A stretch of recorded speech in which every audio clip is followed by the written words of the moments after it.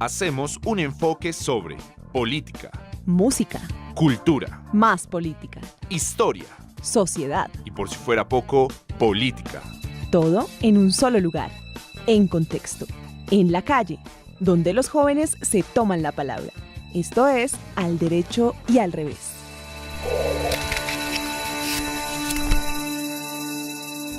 Muy buenas tardes, bienvenidos una vez más a Al Derecho y al Revés, donde los jóvenes se toman la palabra.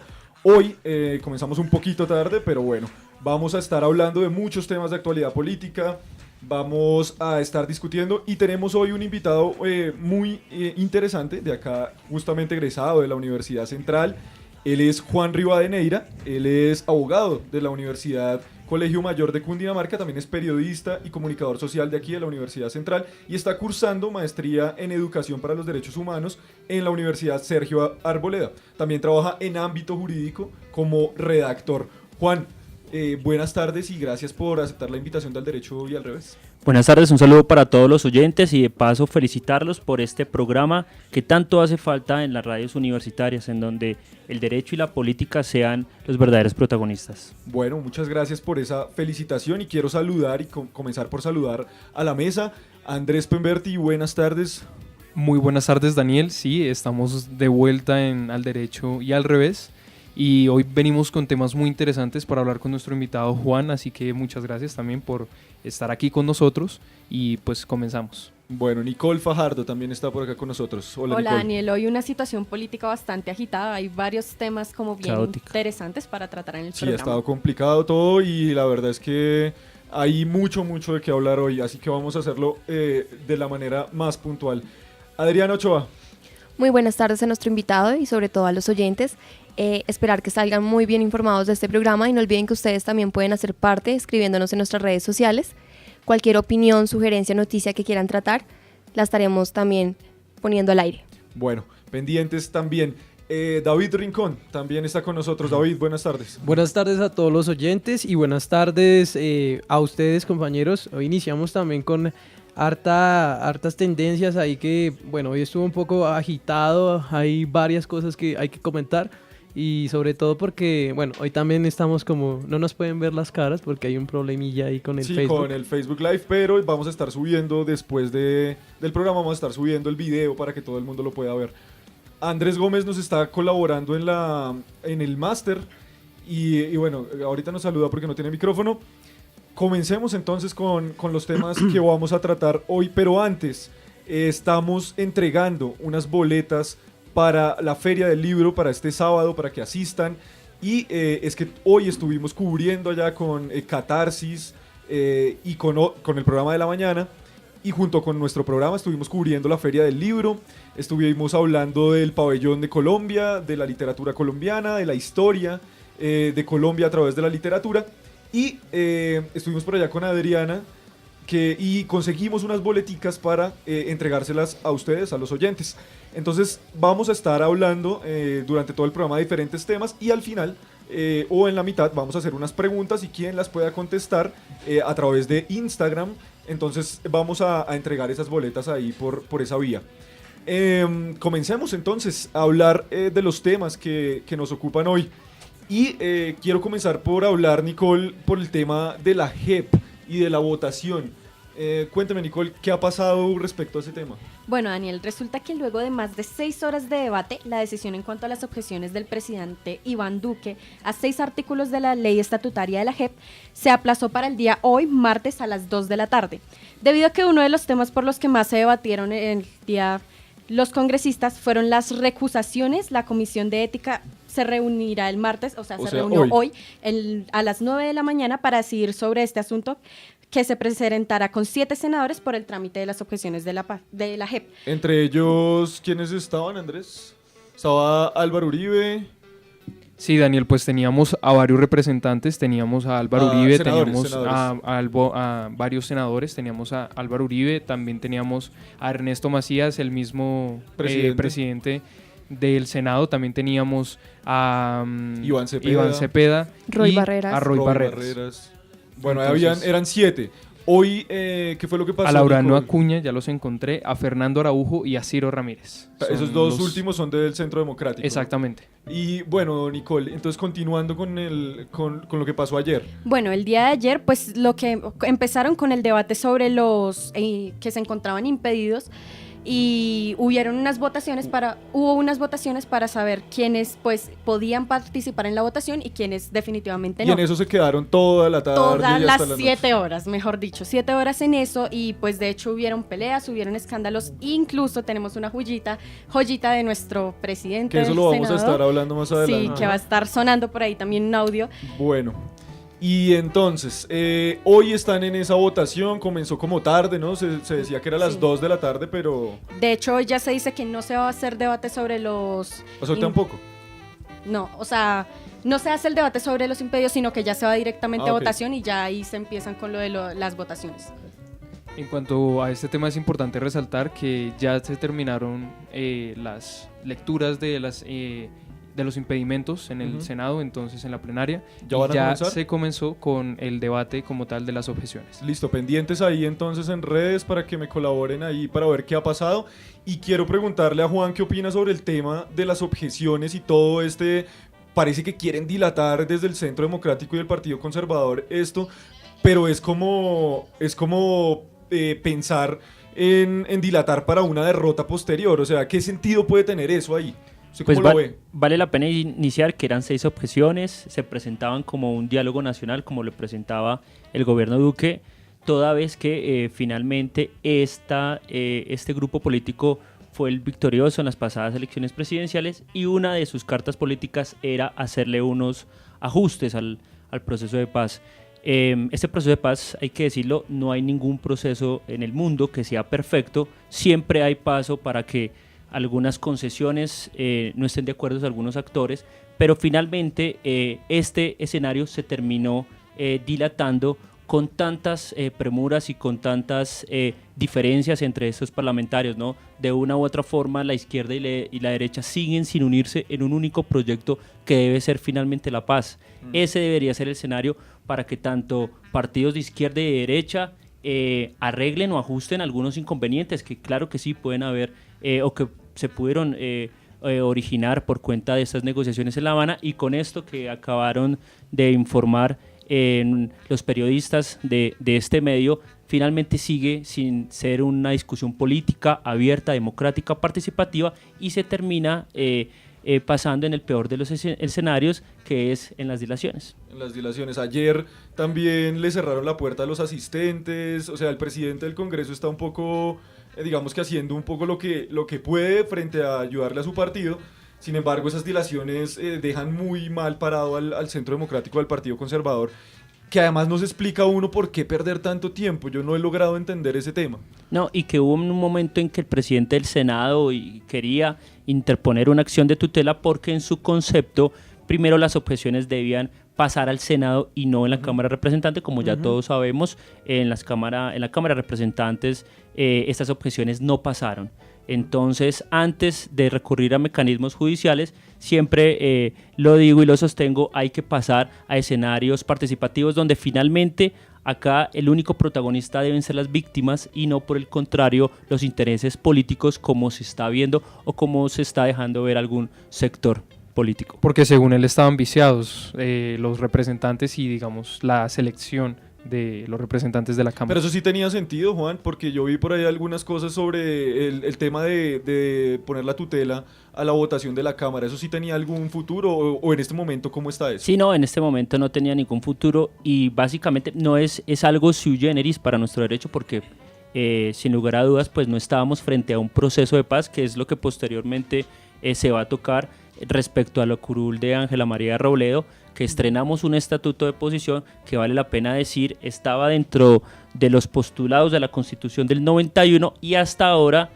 más de 20 años después, a partir de un proceso de paz fue que por fin se pudo promulgar este importante estatuto. Entonces, si bien es cierto, hay que dejar pasar esos procesalismos, si en la Cámara o si en el Senado era por donde primero debieron pasar estas objeciones. Lo importante es que se estudien, es el debate formal, es si estas objeciones son constitucionales, son viables, son pertinentes, y si de alguna manera hay que corregir, porque varios tratadistas internacionales en estas materias es que difícilmente un tratado como se firme durante la línea de tiempo va a permanecer intacto, ¿no? Siempre es bueno de pronto, si hay paso a alguna reforma, hacerla, pero teniendo en cuenta los derechos y las garantías de las víctimas, que finalmente son las que sufrieron estos 50 años de conflicto armado.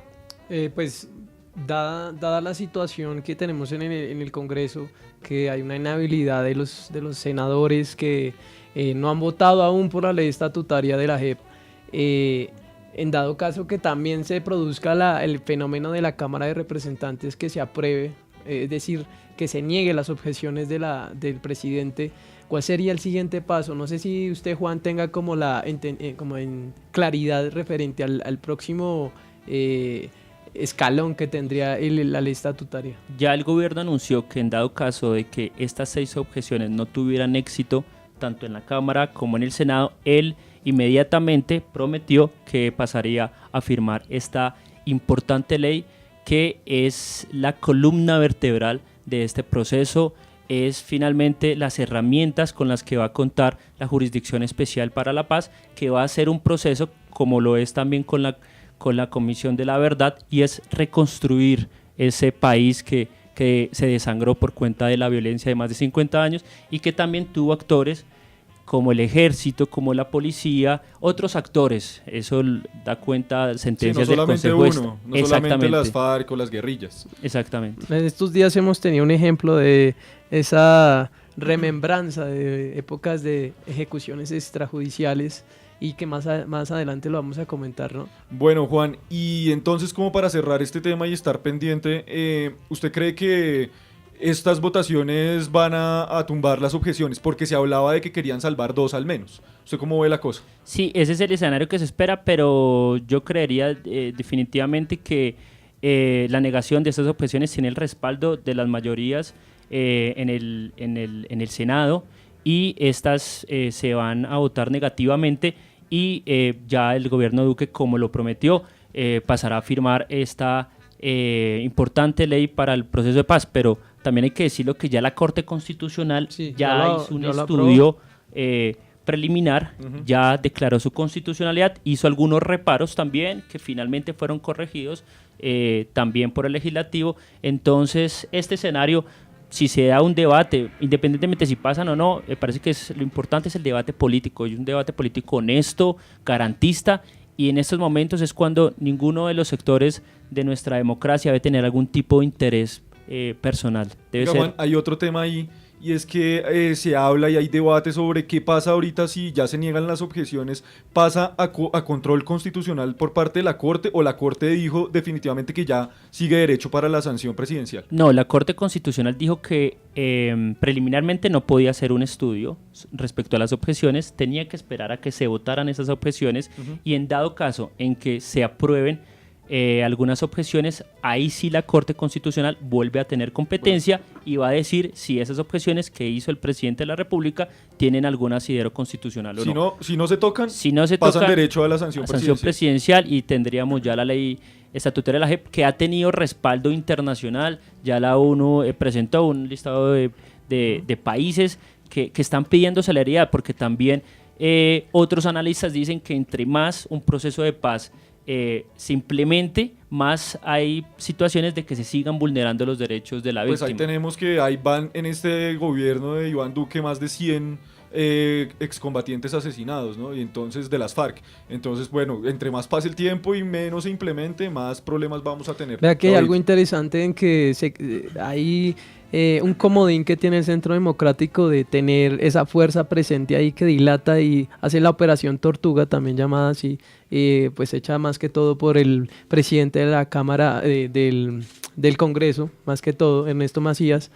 Pero hay varias, digamos, se tiene más en cuenta, por otro lado, que varios partidos están en contra de las objeciones, y ahí podemos mencionar al partido de la U, el Partido Liberal, Cambio Radical, que están apoyando justamente lo que se pactó en La Habana, al contrario de lo que quiere hacer y también de hecho se considera que el Centro Democrático puede ser una minoría, dado que muchos partidos, como el partido de la U, está apoyando el proceso y las objeciones como tal se están dejando a un lado. Bueno, vamos a pasar entonces a otro tema, y este tema sí que tenemos, en el que tenemos bastantes dudas, y es el tema de Ángela María Robledo. Recordemos que Ángela María Robledo fue candidata a la vicepresidencia y fue fórmula de Gustavo Petro en la carrera por la presidencia en las pasadas elecciones del 2018, en donde ganó evidentemente el presidente que hoy tenemos, que es Iván Duque, y su vicepresidenta Marta Lucía Ramírez. Pues sucede que el jueves pasado el Consejo de Estado se pronunció sobre la curul de Ángela María Robledo, que estaba en un proceso de nulidad, tomando la decisión de quitarle el escaño a la que sería pues candidata a la vicepresidencia como por la Colombia Humana, como les contaba. Esto por doble militancia, y es que se alegaba que Ángela María Robledo era representante a la Cámara por el Partido Verde, renuncia y luego se va de fórmula vicepresidencial por el movimiento Colombia Humana en el que estaba liderando Gustavo Petro. Recordemos que llega nuevamente Ángela María a la Cámara es gracias al estatuto de la oposición que recién se estrena en este año. Incluso cuando ella se lanza a la vicepresidencia, ese estatuto aún no estaba en vigencia, ¿verdad? Entonces, este estatuto de la oposición lo que dice es que quien quede de segundo en las elecciones presidenciales, o sea, quien pierda y quede de segundo, pasará al Congreso, en el respectivo orden que el candidato presidencial pasará al Senado y el candidato vicepresidencial pasará a la Cámara de Representantes. Esto fue así y luego vienen las demandas ante el Consejo de Estado. El Consejo de Estado, como les cuento, ya se pronuncia el jueves pasado retirándole la curul a Ángela María Robledo. Fueron 3 votos contra 1 y ahí entran muchísimos debates jurídicos y políticos. Entonces quiero preguntarle inicialmente a Juan. Juan, ¿qué es un debate ahí político o jurídico? ¿Cómo hacemos para diferenciar esas dos líneas? Porque en el debate político se alega que es una persecución a la oposición, pero hay algunos juristas que dicen que sí, que se está juzgando en derecho y que ahí había una inhabilidad y que hay una doble militancia. ¿Usted cómo ve ese tema? Es un debate netamente jurídico, que sí puede tener algunas implicaciones, pero es muy diferente sacarle provecho político. Ahí hay que hacer una diferencia importante, porque si bien es cierto, todas las actuaciones del Estado tienen un control de legalidad por parte del Consejo de Estado, y me parece que para darle claridad a los oyentes, es bueno explicar que la rama judicial está compuesto por altos tribunales, de los cuales cada uno tiene una competencia, ¿no? Entonces la Corte Constitucional es el alto tribunal que es garante de la Constitución. El Consejo de Estado es el garante de lo contencioso administrativo, que eso en palabras más fáciles de digerir para todos es que el Consejo de Estado le hace control de legalidad a todas las actuaciones de las entidades del Estado, para que tengamos un Estado legal, un Estado democrático y un Estado que finalmente responda por los fines de los gobernados. También tenemos el Consejo Superior de la Judicatura, que se encarga de la administración de la rama judicial y tiene una sala que es la que vigila las actuaciones de los abogados. Entonces, bueno, y nos faltaba la Corte Suprema de Justicia, que es la justicia del ciudadano a pie.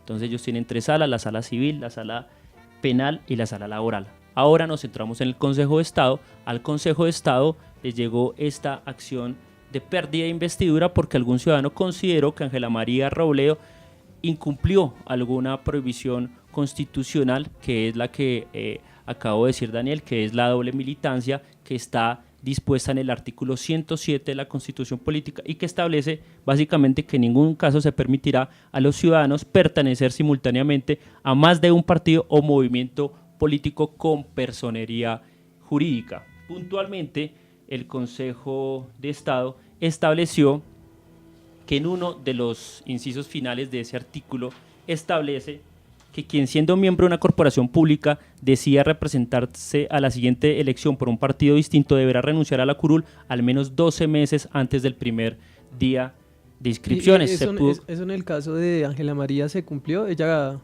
tuvo esa digámoslo así, tuvo en cuenta ese año.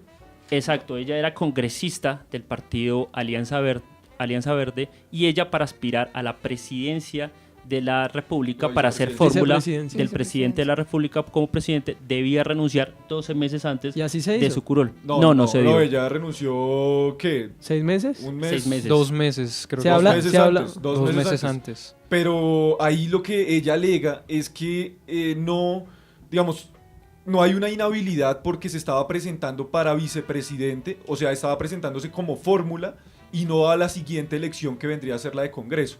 Ahí hay algún asidero, si tiene razón en algún punto o definitivamente no. El Consejo de Estado tomó en cuenta una postura que está en la ley, y es que esa inhabilidad tanto se tiene en cuenta para los cargos públicos como también para los cargos de elección popular. Esa fue la postura que tomó la sección quinta del Consejo de Estado, que es la sección de 5 secciones que tiene el Consejo de Estado para decidir en esos casos como última instancia de nivel electoral.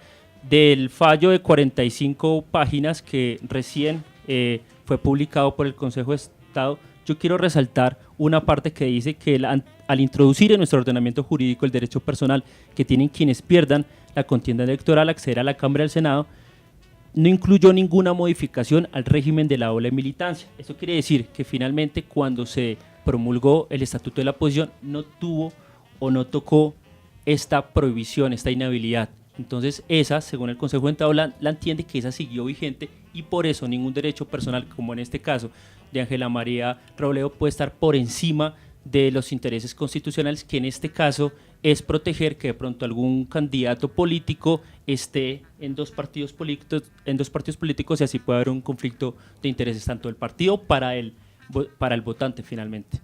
Bueno, complementando lo que nos dice Daniel, es que ella alega, y a mí me queda ahí una duda, ella alega que como candidata vicepresidencial solo le aplican inhabilidades consagradas en la Constitución, y específicamente ella dice que estas serían que se haya proferido una condena en su contra, tener un proceso penal en curso o ser extranjera, y que ella no está incumpliendo con ninguna de esas 3. Entonces mi pregunta es si hay algún vacío judicial, porque no logro entender bien el tema. Sí, pues en este caso cada persona que tiene un fallo adverso tiene derecho a defenderse y a apelar. esgrimir sus argumentos, pero en esa posición sí está equivocada la ex representante a la Cámara Creo que con ya la le decisión toca del Consejo de salir Estado. en esta semana, ¿no? Exactamente, porque esa prohibición siempre había estado en la Constitución y está desarrollada incluso en la misma Constitución, en el artículo 107 de la Carta Política. Ahora bien, la pregunta y era si esto es un discurso o es un análisis político o jurídico. Yo pensaría que en estos casos la izquierda debe también en su momento como respetar y estar de acuerdo con esos fallos que también le son en contra, ¿no? Entonces, si hacemos unas píldoras a la memoria, el mismo Consejo de Estado que hoy decretó la pérdida de investidura de esta ex representante, y también lo hizo hace 2 semanas con Antanas Mockus, ¿no?, que representa esa ética política en nuestro país. Hace unos años, por el contrario, sí profirió fallos a favor de la izquierda, como por ejemplo recordamos, ellos tumbaron la sanción y la inhabilidad contra Gustavo Ordóñez. Petro Y Pero contra la de contra Ordóñez. Piedad Córdoba. Pero la de Ordóñez fue saliendo ya del cargo. Sí, o sea, le exacto. faltaba nada. Sí. Porque esa es la otra cosa, que dicen que para otros procesos el Consejo de Estado no andó muy rápido, pero que en esto sí fueron express. Pero si no estoy mal, la de Gustavo Petro tuvieron que ir a instancias internacionales. Pero para que le dieran medidas cautelares. Pero ya ¿Que después... fue con la Corte Penal Internacional? No, con la Corte Interamericana de Derechos Humanos, Ah, ok. en ese caso. A mí me interesaría preguntarle, Juan, acerca de esa, digamos, relación que se le da a este caso de Robledo con el de Marta Lucía Ramírez. Sí, es... Digamos que los representantes de izquierda normalmente afirman que en contra de Robledo lo que surgió fue que contra Marta Lucía Ramírez no se hizo lo mismo. Es muy buena esa pregunta, porque esa finalmente ha sido una postura de algunos analistas de este sector de la política, al decir que no se tuvo el mismo recelo con la vicepresidente actual de la República, con Marta Lucía Ramírez, que con la ex representante Robledo. Para empezar, son 2 casos totalmente diferentes en el proceso. Si bien en los 2 casos se interpuso el mismo argumento, que era la doble militancia, exactamente en el caso de Marta Lucía, como lo señaló el Consejo de Estado, ella no hacía parte de una corporación pública, como si lo era la doctora Robledo. Pero que, el alegato es que para la época era Marta congresista, Lucía era en cambio Marta Lucía era militante de un partido, del Partido Conservador. de un partido conservador. Directiva. Exacto, pero en ese caso no hacía parte de una corporación pública. Venga, Juan, le pregunto porque ella fue directiva del Partido Conservador y luego se lanza por firmas a la presidencia.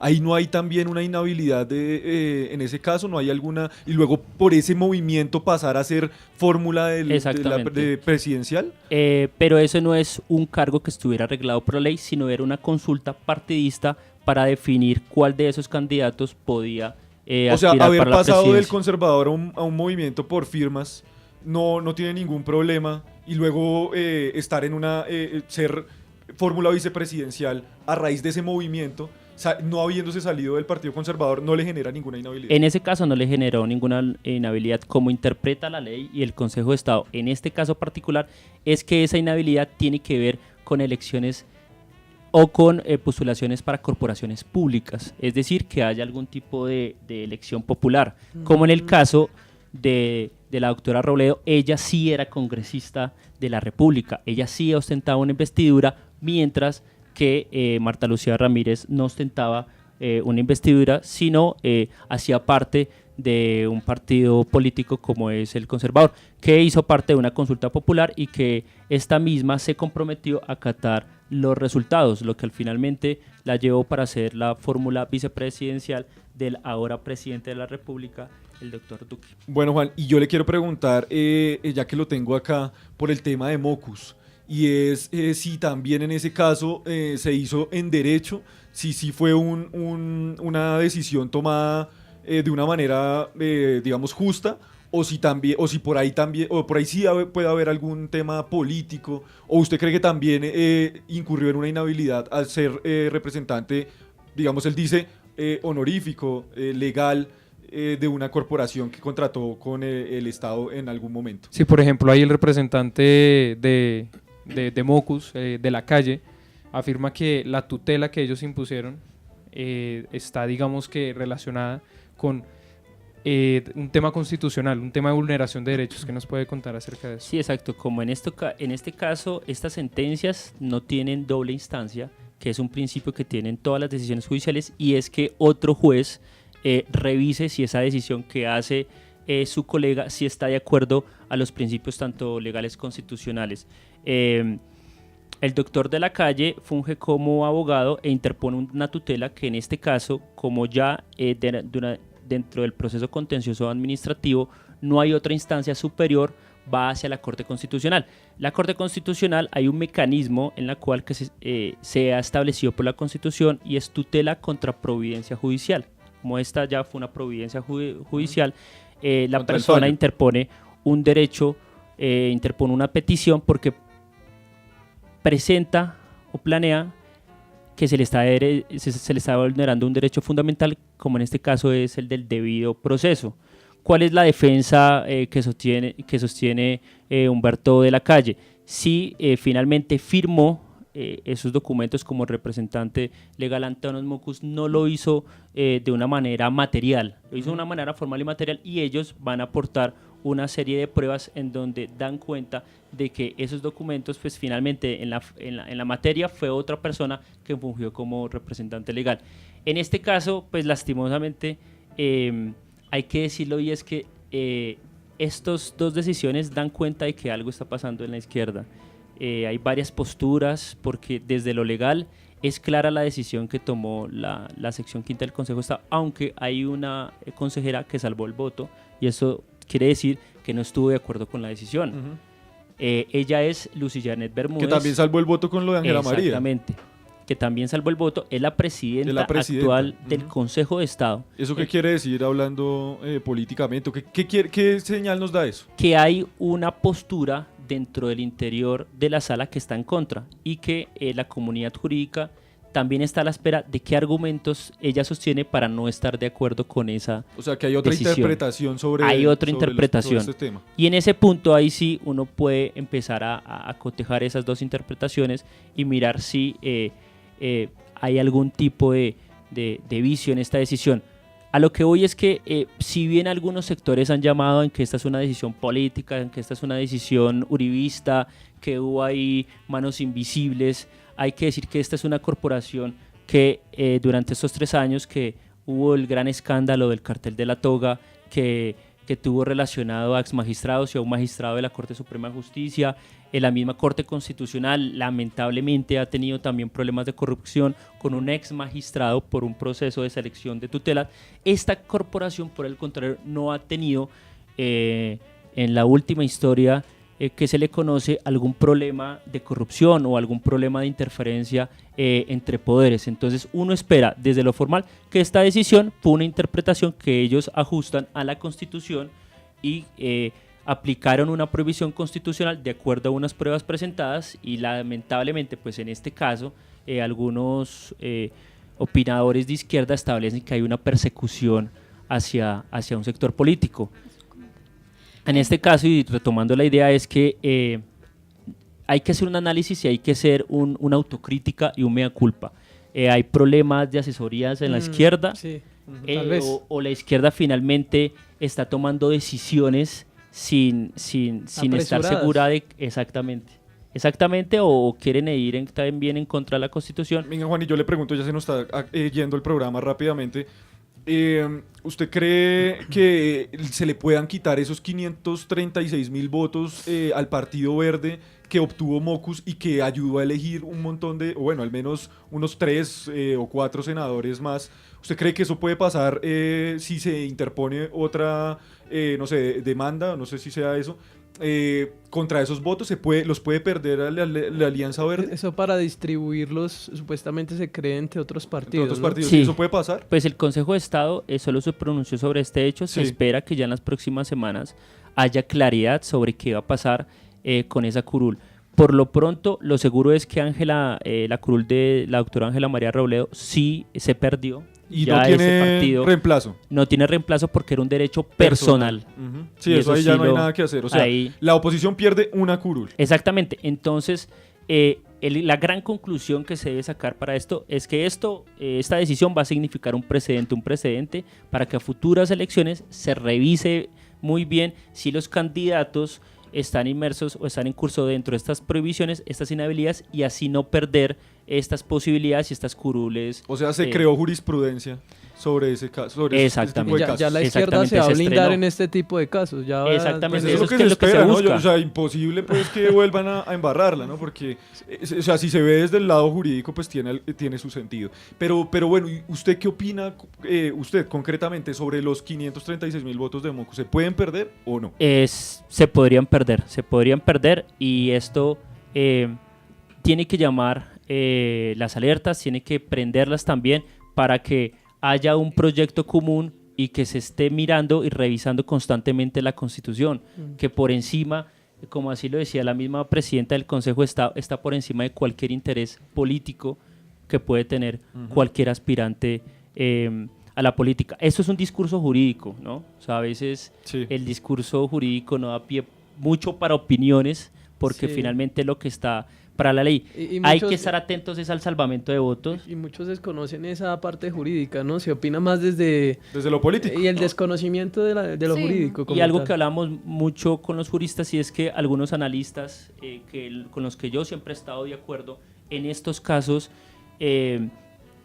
no le aportan bien a la ciudadanía, porque salió Daniel Samper, salió incluso a alguna política que yo represento mucho, que es Aida Bello, ¿no? Por toda esa historia que tiene para la izquierda colombiana, y sale también otros políticos de izquierda desconociendo la institucionalidad que puede tener. Y algunos abogados. Exactamente.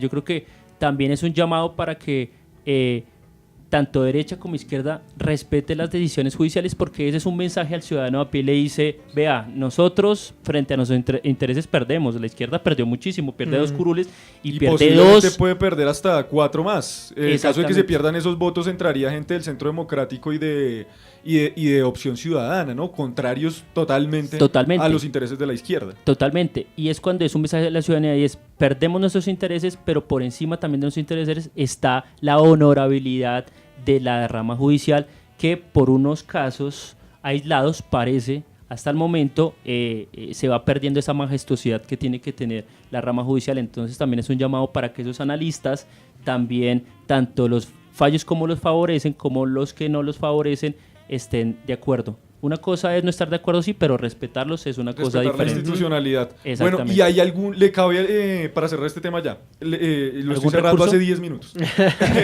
¿Algún recurso le queda a Ángela María Robledo ahí? También como ¿Estilo dijo, tutela o también qué? como dijo nuestro compañero Andrés.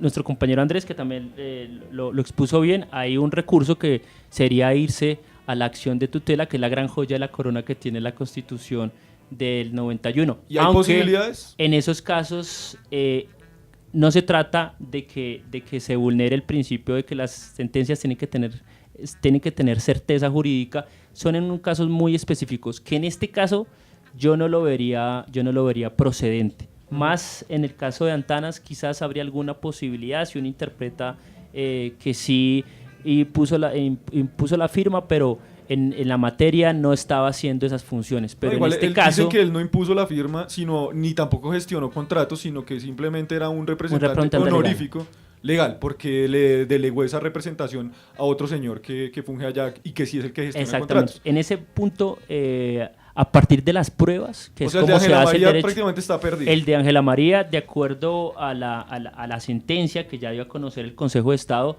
estaría prácticamente, No, no, y uno lo digo siente. que está totalmente perdida, porque uno nunca sabe una interpretación de la Sí. Corte Constitucional garantista que venga a decir, no, venga, Y pero más por el encima está estatuto de la estatuto oposición, ¿no le parece? Por lo que se está estrenando y como por no deslegitimar ese estatuto y decir que bueno, que entonces Exacto. contra la oposición, ¿qué va a pasar?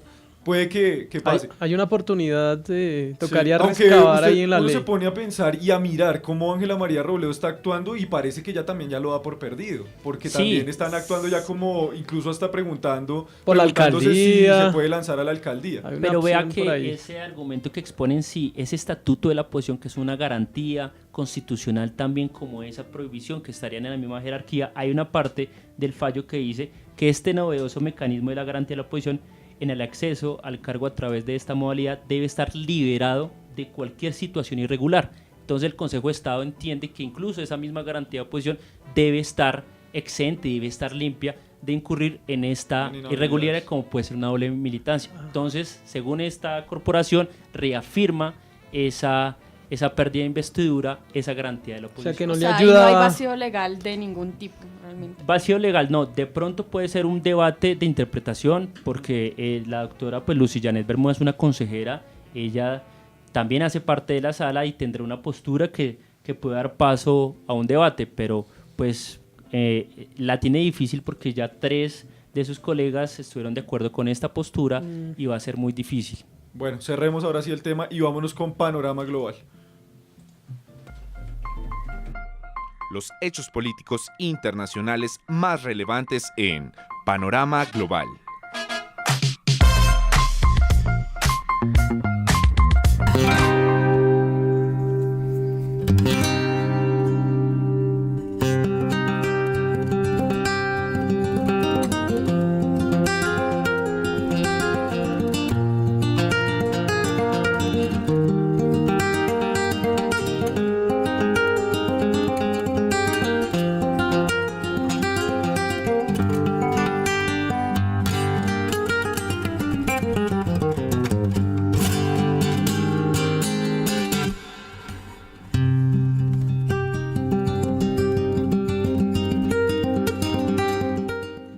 Bueno, continuamos en Al Derecho y al Revés y vamos a hablar ahora concretamente sobre los temas internacionales. Y es que hubo elecciones en España, para comenzar rápidamente y evacuar ese tema, y la izquierda española ha ganado el gobierno en estas elecciones del pasado domingo. Adriana, ¿cómo fue eso?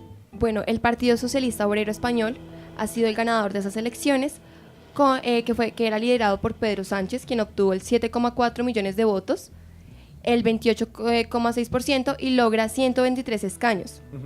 Sin embargo, se hablaba de de gobernar presuntamente él solo, lo cual es imposible, ya que si hablamos de que en España el sistema político es parlamentario, es necesario contar con el apoyo de una mayoría absoluta de 176 escaños en el Congreso de los Diputados para poder ser investido como presidente. En caso de que él no llegue a cumplir con la votación requerida, se realizará una nueva votación en las Tiene que próximas hacer 48 alianzas. horas. Sí. Ahí hay otro partido de izquierda que se llama Unidas Podemos y también consiguió unas curules importantes, pero aún así no logran la mayoría absoluta. Lo que quiere decir entonces es que tendrá que aliarse con partidos de la centro derecha. Afines o más o Pues menos. que ya no le quedan afines, o sea, le queda apenas la centro derecha, que sería Ciudadanos, que tiene, digamos, una cifra considerable. Y que Hay igualmente algo- hay Ciudadanos dijo que no iba a realizar ningún tipo de acuerdo con ¿Con la el izquierda? Partido Socialista. Bueno, ahí la tendrá muy difícil. Hay un fenómeno en España que se ha vuelto algo virulento, es el tema del partido Vox con Sí. el representante, ¿cómo es su nombre? Yo no lo ¿El recuerdo tipo? cuál es. Pero antes de que pasemos a Vox, ahí está el partido, el PP, que era el de Mariano Rajoy y que quedó en entredicho por los temas de corrupción que pasaron el año pasado con el presidente, que era Mariano Rajoy. Tuvo unos escándalos de corrupción y pierden un montón de escaños a comparación de los que tenían en las elecciones pasadas. Hoy pasa a ser prácticamente que, pues no es una minoría, pero sí pierde muchísimos. Y bueno, si ya Ciudadanos dijo que no iba a hacer alianzas, pues con Vox mucho menos. Y es que Vox es No. este partido naciente de ultraderecha, que incluso ha llegado a decir que las mujeres ya tienen muchos derechos, que así no más, que ya no más. Y cosas de ese estilo, unas posturas muy radicales y que han, de todas formas, como está pasando a nivel mundial, está teniendo como un reconocimiento por parte de algunas personas. Ya lo vimos con Donald Trump en Estados Unidos Ya. y lo hemos visto en Austria, Y por hay- ejemplo. Hay un riesgo en España por la migración. Claro, es que ese de es el África. caballito de batalla. Ese es como el ganchito para Sí. que la derecha empiece. Ay, venga, se nos están colando en el Ajá. territorio. Vamos La acá a ultraderecha, ponerle claro, cuidado. ese es el caballito, los inmigrantes. Pasó también en Brasil con Bolsonaro y viene pasando en todo el mundo este tema de las posiciones radicales y pues muy llevadas hacia la ultraderecha. Y consiguen 24 escaños, me parece. Vox, ¿no? Vox. Es una minoría, sí, pero son 24. Cosa que no tenían antes. Se los quitan al PP, eso sí es visible. Y entre PP y entre Ciudadanos y Vox se reparten lo del PP. Entonces, bueno, yo no sé, la va a tener muy difícil el PSOE. De hecho, cabe mencionar que la derecha ha tenido unos actores que han dicho que si las votaciones se hicieran como con otros sistemas, Vox y Unidos Podemos tendrían más representantes aún. Entonces esa es como la excusa que dicen que deberían cambiar el sistema de votaciones. O sea, la derecha lo que quiere, la ultraderecha, porque Vox es de ultraderecha, Sí. lo que quiere es hasta reformar los sistemas de votación para que ellos puedan tener más puestos. Bueno, ahí sí la veo complicada. Vamos a ver qué va a pasar con España. Y hoy nos despertamos con un tema complicadísimo acá en la región y al que Desde tenemos las- que dedicarle, por supuesto, mucho más tiempo. Desde las 6 más o menos empezó Sí. ese tema. El tema de Operación Libertad. Desde Venezuela. antes, ¿4? desde las 4 de la mañana en Dice la acá madrugada. Andrés que 4. Bueno, el tema de Venezuela llamado Operación Libertad y es que, bueno, nos levantamos con la noticia de que Leopoldo López había sido liberado de su prisión domiciliaria por unos militares rebeldes, ¿verdad, Adriana? Sí, esta madrugada el presidente interino de Venezuela, Juan Guaidó, hizo un llamado a la población civil para que salieran a esta manifestación llamada Operación Libertad. El Guaidó era apoyado o es apoyado por militares disidentes y de igual forma Leopoldo hizo una aparición pública recordando que él estaba cumpliendo una condena de aproximadamente 13 años porque fue condenado en septiembre del 2015 y desde el 2017 mediados se encontraba en la casa por cárcel. Estas manifestaciones en un primer momento tuvieron lugar cerca en el puente conector de Altamira en Caracas y frente a la entrada de la base militar de La Carlota. En estas manifestaciones se registraron varios disturbios, hubo intercambio de tiros, también la Guardia Nacional Bolivariana utilizó pues la fuerza, gases lacrimógenos y un reportero se encontraba dando la noticia cuando lanzaron un mortero dentro de la base militar. Entonces la cuestión se está saliendo de control, ya vemos que la violencia está siendo actor principal de esta manifestación que debería ser todo lo contrario. Por otra parte, el ministro de Defensa y jefe del Ejército, Vladimir Padrino, culpaba a la oposición de cualquier derramamiento de sangre que haya y también dice que el uso de las armas está en total planeación, si es necesario. También la Guardia Nacional Bolivariana, uno de los casos que pasó como al mediodía y en la tarde, es que respondió con el uso de tanquetas para dispersar a la multitud y en esto atropelló a decenas, lo cual también me parece terrible porque los civiles, pues muchos están armados, pero otros muchos están saliendo como a dar su manifestación pacífica. Y también estamos hablando de que la aparición de presuntos colectivos, grupos armados a la margen de la ley, presuntamente en apoyo a Nicolás Maduro. Bueno, analicemos este hecho rápidamente porque se nos va el programa. Y Juan, ¿usted cómo ve el tema en Venezuela? Iván Duque dijo hace unos meses que le quedaban horas en el gobierno a Nicolás Maduro y hasta las últimas horas que yo me acuerdo pasaban más de 2.000 horas. Llevan muchas Sí, horas. como 1.700 y pico de horas. Es desacertado el análisis que hace el presidente porque en Venezuela hay un problema de confección constitucional. Realmente para que algún día empiece a cambiar esta difícil situación que tiene el país hermano hay que cambiar rotundamente la Constitución. ¿Por qué? Porque la Constitución cuando fue derogada y posteriormente promulgada por el expresidente Hugo Chávez, en esa época la Constitución dejó de pasar de una línea objetiva de poderes. ¿Qué significa una línea objetiva de poderes?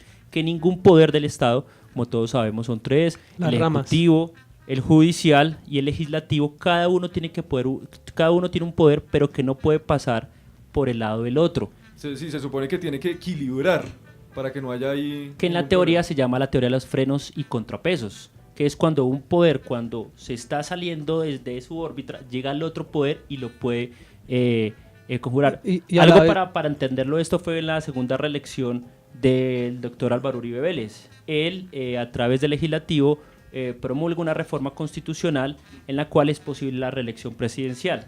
Cuando pasa ese caso o pasa esa enmienda constitucional a la Corte Constitucional, Constitucional dice no, nuestra Constitución no permite que haya una reelección distinta de este poder porque hace que en el futuro el Ejecutivo tenga supremos poderes. Eso puede estar pasando igual en Venezuela, que el Ejecutivo tiene mucho poder que los órganos de control, como puede ser la Fiscalía, como No, y puede ser... ya cooptó los otros poderes. Exactamente. Porque, digamos, el poder judicial que estaría en manos del fiscal es de la línea de Maduro. Ajá. Es que, por ejemplo, y acá podríamos precisarlo, los magistrados del Alto Tribunal Constitucional de Venezuela los elige todos el Ejecutivo. No, eso es terrible. Entonces, pues toda reforma O sea que siempre va a pasar. eso- En cambio, en Colombia, por ejemplo, que a veces pensábamos que la Corte Constitucional tiene algún sesgo, tiene un sistema de elección diferente.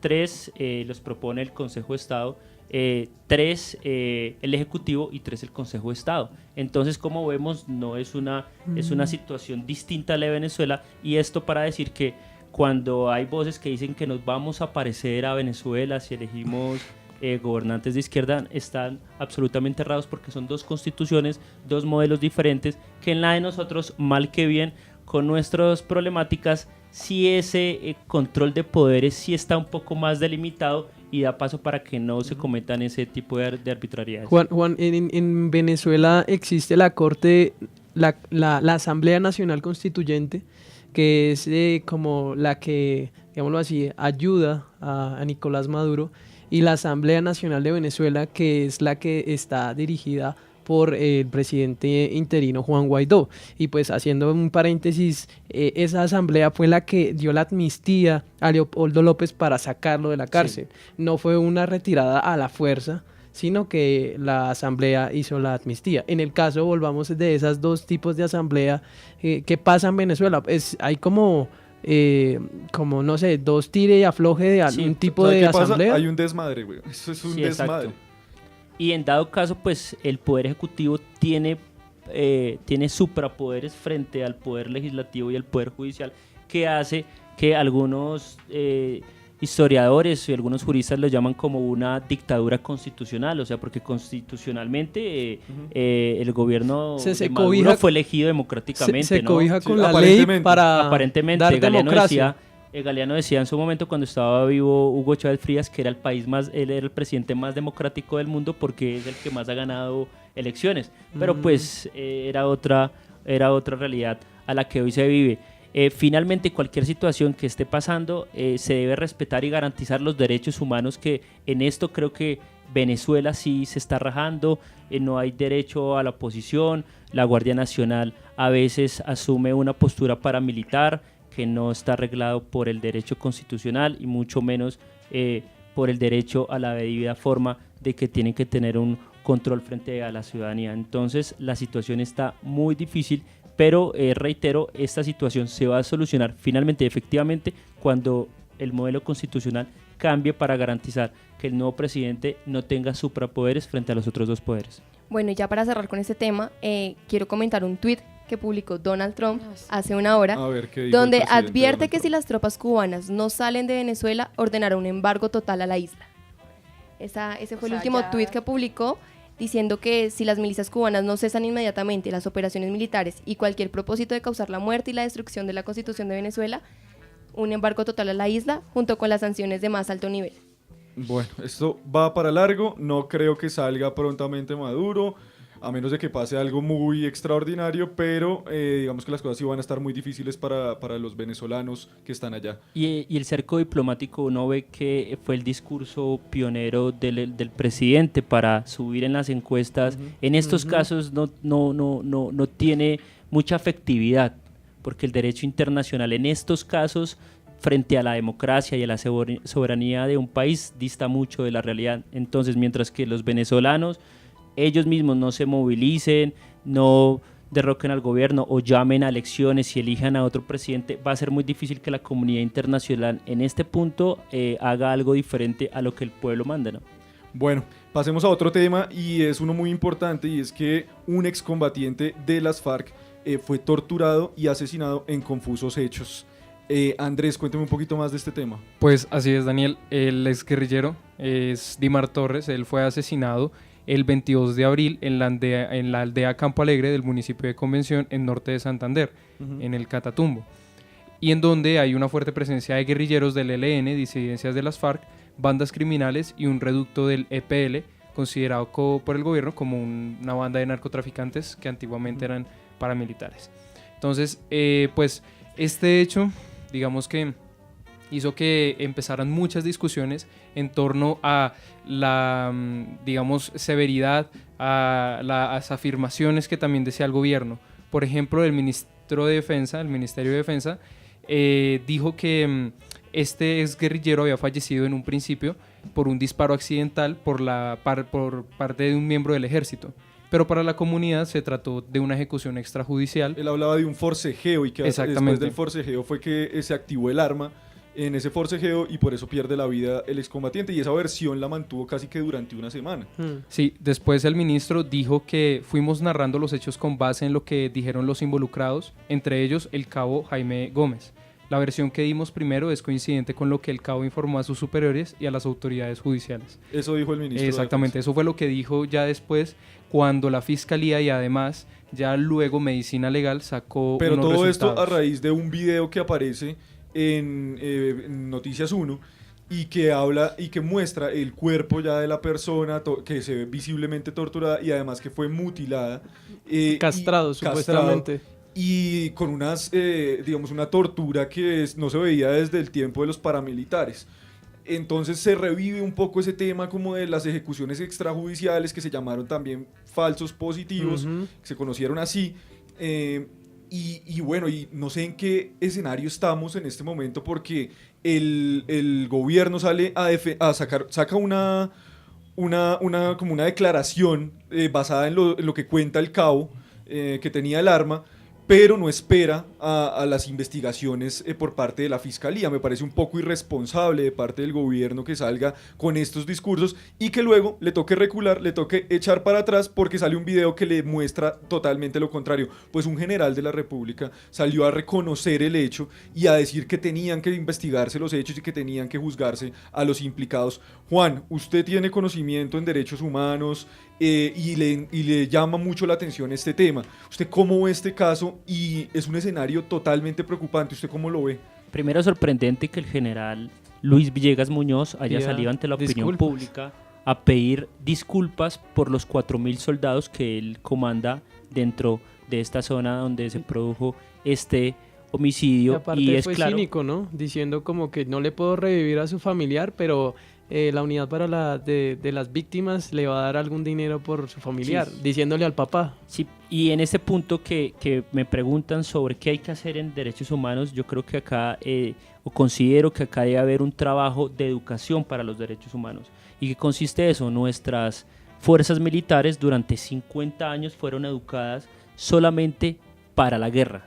Entonces es momento, de acuerdo con este suceso que finalmente prende todas las alarmas frente a los desmovilizados que entregaron sus armas, que se acogen a un proceso de paz, que están esperando a que se define su situación jurídica, y esto manda un mal mensaje también para todos esos desmovilizados. Ya es momento, creo que por parte del gobierno se deben emprender todos los mecanismos y todas las actuaciones para que ya empiece, como se plantea en los colegios, una cátedra de paz.